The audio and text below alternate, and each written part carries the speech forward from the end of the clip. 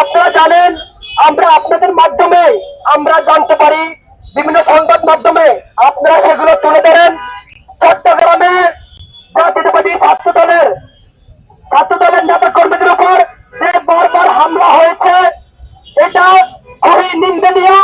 বিগত 16-17 বছরে যে খুনি সরকার বাংলাদেশে ফ্যাসিস্ট কায়েম করেছিল, আমরা জুলাই আগস্টের গণঅভ্যুত্থানের পরে আমরা আশা করেছিলাম একটি মানবিক বাংলাদেশ, একটি সুস্থ এবং বাংলাদেশে যেন কোনো হানাহানি, কোনো মারামারি, কোনো বিশৃঙ্খলা হবে না, কোনো ক্যাম্পাসে কোনো মারামারি হবে না, কোনো সন্ত্রাসের রাজনীতি বাংলাদেশে হবে না।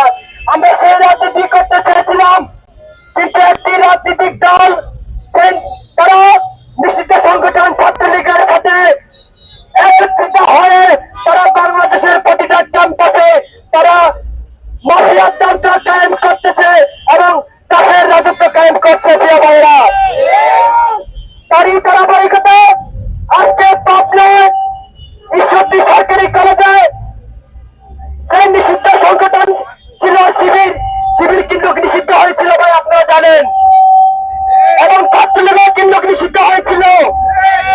যে নিষিদ্ধ দুই সংগঠন মিলে এখন সাধারণ শিক্ষার্থীদের উপর এবং ছাত্র দলের নেতা কর্মীদের উপর তারা যতভাবে তারা হামলা করছে, এবং তারই ধারাবাহিকতায় আজকে পাবনায় ঈশ্বরদী সরকারি কলেজে সাধারণ শিক্ষার্থীদের উপর অর্থাৎ দেশীয় অস্ত্র দিয়ে কিভাবে সাধারণ শিক্ষার্থী এবং ছাত্র দলের উপর হামলা করেছে। প্রিয় ভাইরা, আমরা জাতীয়তাবাদী ছাত্রদল বলতে চাই,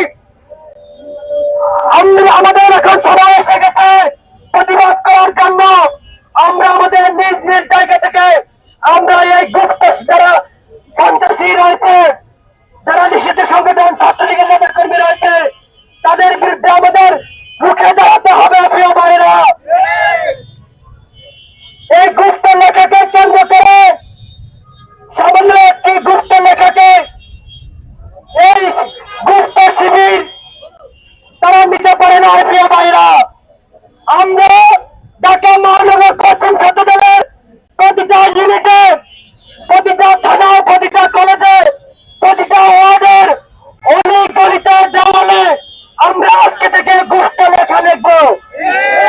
কোন জায়গা আমরা বাদ রাখবো না। প্রিয় ভাইরা, গুপ্ত বললে আপনাদের এত গায়ে চলে কেন? প্রিয় ভাইরা, তার মানে ধরে নিতে হবে আপনারা বিগত 16-17 বছরে আপনারা ছাত্রলীগের লুকির নিচে থেকে আপনারা রাজনীতি করেছেন, এবং নিষিদ্ধ সংগঠন ছাত্রলীগের যদি বিচার শুরু হয় তাহলে দেখবেন এই গুপ্ত শিবিরের অর্ধেক নেতা কর্মী এই বিগত 16-17 বছরে যে বিএনপি নেতা কর্মীরা হামলা করেছে, তার মধ্যে যে শিবিরের বর্তমান গুপ্ত যারা রাজনীতি করছে তারা জড়িত হবে বলে আমরা মনে করছি।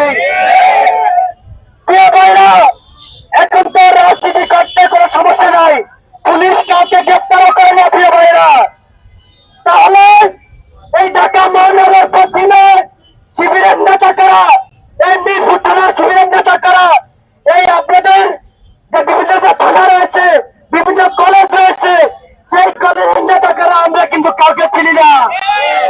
আপনারা কেন গুপ্তভাবে রাজনীতি করছেন? আপনারা প্রকাশ্যে রাজনীতি করুন, আমরা আপনাদেরকে সাধুবাদ জানাবো, কিন্তু আপনারা গুপ্তভাবে রাজনীতি করে আমাদের ছাত্র দলের নেতা কর্মীদের উপর হামলা করলে, সাধারণ শিক্ষার্থীদের উপর হামলা করলে আপনাদের ভিডিও আমরা কিন্তু থাকবে না। প্রিয় ভাইরা, আমি আমার বক্তব্য এখানে সমাপ্ত করছি।